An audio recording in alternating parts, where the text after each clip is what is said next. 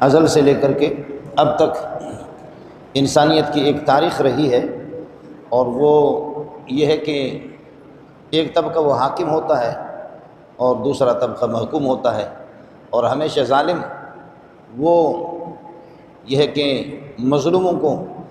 دبانے کی کوشش بھی کرتے ہیں اور ان کی نسل کشی بھی کرتے ہیں۔ نسل کشی کر کے مردوں کو ختم کرنا ہے، چونکہ سارا مسئلہ مردوں سے نسل پھیلتی ہے، تو مردوں کو ختم کرنا ہے، اور عورتیں پھر وہ بے سہارا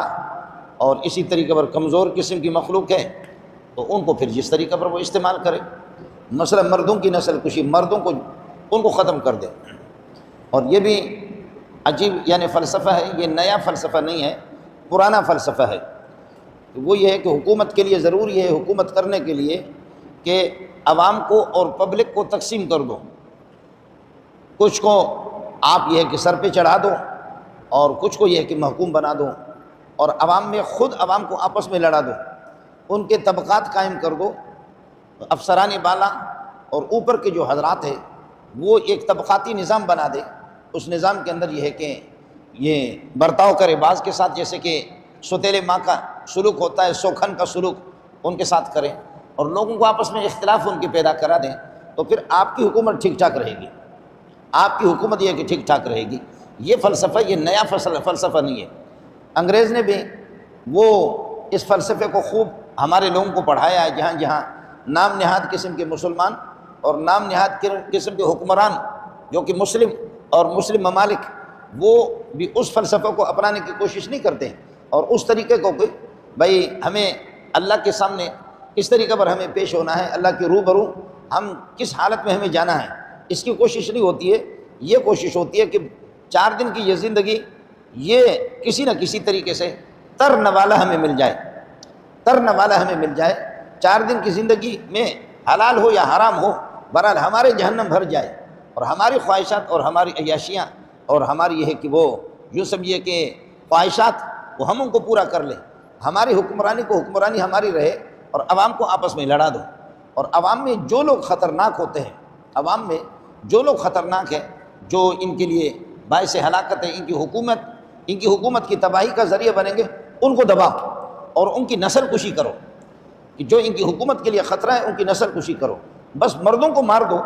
مردوں کو مار دو، اور باقی یہ کہ عورتیں رہ جائیں گے، تو عورتوں سے جس طریقے پر عورتیں تو وہ کیا کر سکتی ہے، عورتوں سے آپ اپنی خواہشات پھر جس انداز میں آپ پوری کریں۔ بنی اسرائیل کو آپ کو پتہ ہے کہ بنی اسرائیل یہ حضرت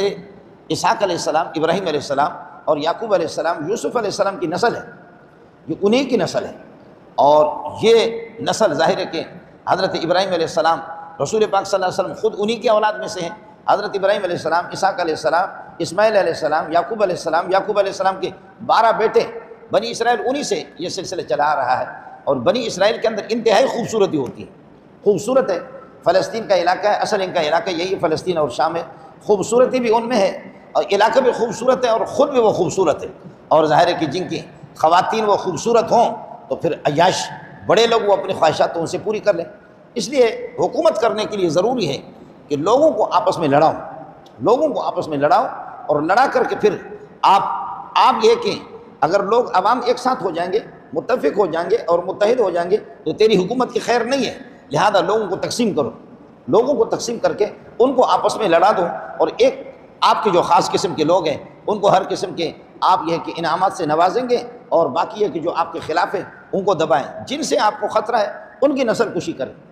جن سے آپ کو خطرہ ہے ان کو نسل کشی۔ یہ فلسفہ یہ ظالم بادشاہوں کا فلسفہ ہے، یہ ظالم بادشاہوں کا فلسفہ ہے، اور یہی فلسفہ فرعون کا ہے۔ قرآن کہتا ہے کہ پیارے محمد، لیکن یہ فلسفہ اس کا مقابلہ آپس میں اتفاق سے ہے، اس کا مقابلہ اتحاد سے ہے، اس کا مقابلہ ایمان سے ہے، اس کا مقابلہ یہ ہے کہ جہاد سے ہے۔ تو پھر اس قسم کے ظالم، ہاں ظالم کو ڈھیل مل جاتا ہے، اس میں کوئی شک نہیں ہے، ظالم کو ڈھیل مل جاتا ہے۔ ان اللہ لا یملی الظالم، اللہ ظالم کو ڈھیل دیتا ہے، حتی اذا اخذہ، لیکن جب اس کو پکڑتا ہے تو لم یفلتہ، پھر اس کو چھوڑتا نہیں ہے۔ وَكَذَلِكَ أَخْذُ رَبِّكَ إِذَا أَخَذَ الْقُرَىٰ، تیرے پروردگار کی پکڑ اس طرح ہوتی ہے، اللہ اس طرح پکڑتا ہے۔ اذا اخذ القرى، جب بستی والوں کو اور بستیوں کو پکڑتا ہے، وہی ظالمۃ، جب وہ ظلم کرنے پر آ جاتے ہیں، اللہ جب ان کو پکڑتا ہے تو ان اخذہ علیم شدید، اس کی گرفت جو ہوتی ہے وہ بہت سخت قسم کی گرفت ہوتی ہے۔ ظاہر ہے کہ فرعون جیسا خنزیر اور فرعون جیسا اس قسم کا حاکم جو انسانی نہیں سمجھتا اپنے آپ کو کہ میں انسان ہوں۔ انسان تو پھر یہ کہ اس کا دائرہ اخلاق ہوتا ہے، انسان قوانین کا پابند ہوتا ہے، انسان یہ ہے کہ وہ اصول کا پابند ہوتا ہے۔ لیکن جو خدا بنا ہوا، خدا کس اصول کے؟ خدا تو خود قاعدہ بناتا ہے، خدا تو خود قانون بناتا ہے، خدا وہ کسی اصول کے پابند نہیں ہوتا۔ جس انسان کے دماغ کے اندر یہ ہو، جس انسان کے دماغ کے اندر یہ ہو کہ وہ یہ کہہ دے کہ انا ربکم الاعلیٰ، انا ربکم الاعلیٰ، میں آپ کا سب سے بڑا اونچا رب ہوں۔ چھوٹے چھوٹے اس نے بت بنائے تھے، کہہ لگے یہ چھوٹے چھوٹے یہ آپ کے خدا ہے، لیکن سب سے بڑا رب میں ہوں۔ جس کا ذہن رب ہونے کا ہو وہ کس قانون کی پاسداری کرے گا؟ جس کا ذہن یہ ہو کہ میں خالق ہوں، میں خالق ہوں، وہ کس قانون کی پاسداری کرے گا؟ اچھا یہ دولت اس قسم کی ہے، پیسہ اس قسم کی ہے، حکومت اس قسم کی ہے، آدمی ووٹ کنٹرول اس کو کنٹرول کر نہیں سکتا۔ دولت، پیسہ، ڈالر، سونا، چاندی، یہ جو نسلی لوگ ہوتے ہیں، جو نسلی لوگ ہوتے ہیں وہ اس پر کنٹرول کرتے ہیں، لیکن عام کمینہ آدمی وہ کمینہ۔ آپ نے دیکھا ہمارے پاکستان کے اندر مکہ دکھانے والے بھی تھے، ہمارے پاکستان کے اندر مکہ دکھانے والے، اور یہ جو کہتا تھا کہ میرا آئیڈیل جو ہے وہ اس کے اللہ کا بھلا کرے مصطفیٰ کمال اتا ترک ہے، اور مصطفیٰ کمال اتا ترک نے اس نے بھی مکہ اٹھایا، اور مصطفیٰ کمال اتا ترک یہ کتے کا بچہ یہ کہتا تھا کہ لوگوں ترکیوں تم لوگ کیا کہتے ہو کہ کوئی خدا ہے، کوئی قرآن ہے، کوئی نبی ہے، کہاں ہے تمہارا خدا، کہاں ہے تمہارا خدا؟ یعنی اس کو دیکھو خنزیر کو کہ پیٹ ٹٹی سے بھرا ہوا ہے، پاخانے سے بھرا ہوا ہے، لیکن وہ کہتا ہے تمہارا خدا کہاں ہے؟ اس خدا کو لاؤ، ایک مکہ مار دوں گا اس کا دماغ ٹھیک ہو جائے گا۔ یہ مصطفیٰ کمال اتا ترک جو ہمارے پاکستان کے بہت سے رہنماؤں کے آئیڈیل کہ میرا مقتدی، میرا پیشوا، میرا رہنما، میں اس پر چلوں گا۔ اللہ اکبر، یہ خنزیر تھا۔ آپ کو علم ہوگا جبکہ یہ مرا، اب جب یہ بے ایمان مرا تو مر کر کے پھر یہ کہ اس کو قبر میں رکھا، قبر نے اس کو پھینکا، پھر قبر میں رکھا، پھر قبر میں، اب بھی آپ جائیں گے زمین پہ وہ دفن نہیں ہے، زمین سے اوپر پلر لگا کر کے اس خنزیر کو دفن کیا، وہ زمین میں دفن نہیں ہے، زمین نے اس کو پھینکا۔ اور بندہ وہ تھا کہ مکہ دکھاتا تھا، چونکہ فوجی تھا، مکہ دکھاتا تھا کہ خدا کو آسمان سے اتارو، میں ایک مکہ اس کے دماغ میں ماروں گا وہ ٹھیک ہو جائے گا۔ اللہ کو مکہ مار رہا ہے، اللہ کو مکہ مار رہا ہے، اور عجیب عجیب مذاق اڑاتا تھا، کہتے تھے وَالتِّينِ وَالزَّيْتُونِ وَطُورِ سِينِينَ وَهَذَا الْبَلَدِ الْأَمِينِ، یہ خنزیر اس کا مذاق اڑاتا تھا۔ قرآن کہتے ہیں کہ انجیر اور زیتون یہ دونوں آپ استعمال کریں گے تو انشاءاللہ جسمانی بیماریوں سے آپ محفوظ رہیں گے، ہمیشہ اگر اس کو استعمال کریں گے، انجیر اور زیتون، اور روحانی بیماریوں سے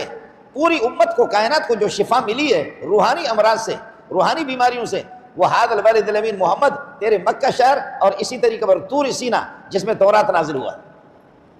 دو علاقے ہیں جہاں سے انسانیت کو رہنمائی ملی ہے، وطور سینین وھذا البلد الامین، انسانیت کی روحانی علاج وہ ان دو علاقوں سے ہوا، طور سینا جس پر تورات نازل ہو گیا، ھذا البلد الامین یہ امن والا گھر یعنی مکہ جس پہ قرآن نازل ہوا۔